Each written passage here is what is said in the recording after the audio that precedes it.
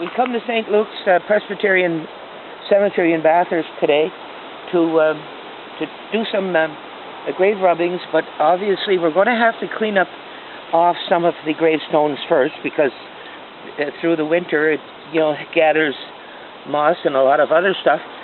Our summer student Gabrielle Duchesne is with us.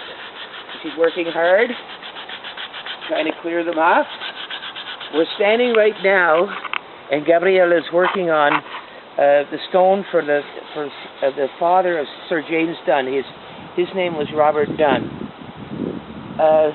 These 4 stones are all Sir James's family, and Sir James's grandfather, James, who was he came here in the early 1800s as a shipwright, and a shipwright, of course, is like a master carpenter on making ships, and he worked in the shipbuilding industry, and we'll say Cunard. Yes, he worked for Cunard.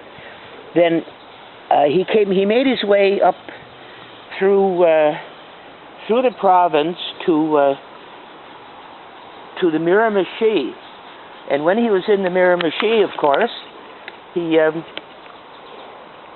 found Annie Armstrong, fell in love with her, and they got married. Now, the next time we see in 1851, James and Annie are living in Campbellton. And 1851, yes, in Campbellton, with their family. They had at least one daughter, Susan, and she's buried here with her father. And then James moved from Campbellton down to Bathurst, and this is where his son. No, Robert was born. My apologies. Robert was born in Campbellton, and his son Robert, the stone which is being cleaned right now. Robert's wife was Eliza Jodwey, also from the Miramichi. Now, Robert was. He also followed the shipbuilding trade, etc. And he and his wife brought their family up here in Bathurst.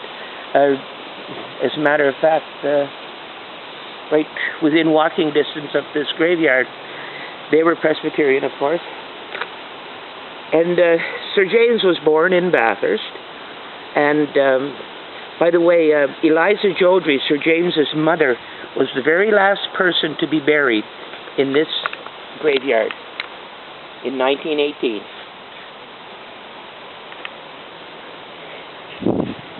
Sir James, of course, his father died. We'll say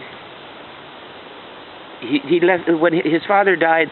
They had poor years and that, so there was poverty, and his mother had to bring up the family by herself. It was rather difficult, and but she did a good job. And when her son Sir James grew up and became wealthy, he built a house especially for his mother, just down the street here, and he built a lovely house for her. So he was a good father. He was a good son. He became eventually an industrialist.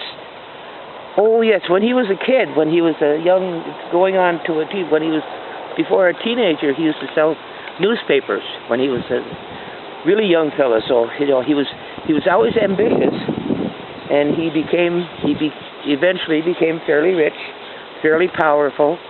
He was very influential in the war effort, and as such, that's why the King George knighted him by giving him the knighthood, and we now call him Sir James. He had a son and a daughter.